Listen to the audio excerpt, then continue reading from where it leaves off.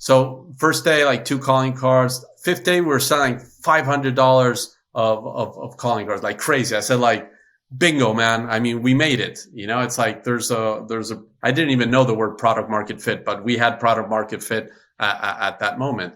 But what I realized though is that suddenly, because I was approving all the transactions, we had a very basic backend. I would be the guy responding emails and everything when people wanted to buy something of the sort. But then I realized that there was one person buying everything.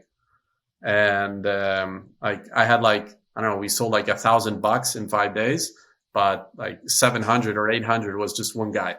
And I said, this looks fishy, So, and then I realized that this guy was using a whole bunch of different credit cards, not even one credit card. He was using a whole bunch of different credit cards. And I said, shit, this might be fraud.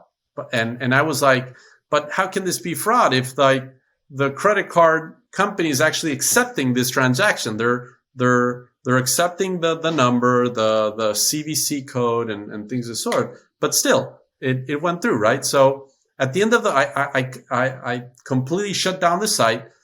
A couple of weeks later, start getting chargebacks on all those transactions. So it's like I lost $700 plus $25 per transaction because that was the chargeback cost of doing this. So it was like down like $2,000 on that thing. And the other thing is that I didn't even have any margin on the calling cards.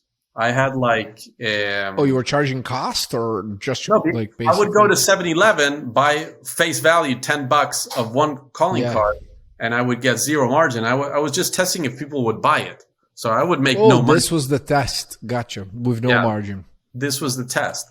So basically, what happened is that once the chargeback started to happen, I started actually approving one by one every single transaction and try to figure out what algorithms we could build so these things wouldn't happen. So then if a person would come, I wouldn't allow multiple credit cards. I wouldn't allow X amount of transactions in a certain day or a certain week.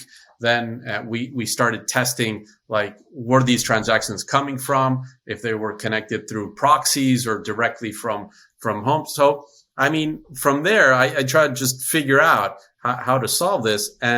And basically, it's a business that in 3 years, I worked absolutely every single day, weekends, nights. I would start working at 12 and finish working at 5 a.m. with the Ukraine programmers. And it became a business that came to be almost $10 million in revenue, very profitable.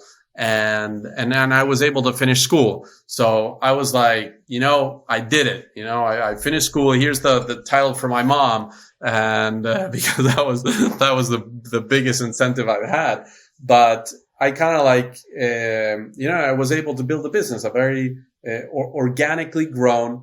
I had put like $10,000 into the business and grew it completely organically. And so at that time, I was working completely remote. I was working from home, from classes. I would go to class, and if it got boring, I started working. I had a laptop back then, and I had a team of customer support in Argentina and these guys from Ukraine in Ukraine. And that's how I built this business up to like 2005 or so.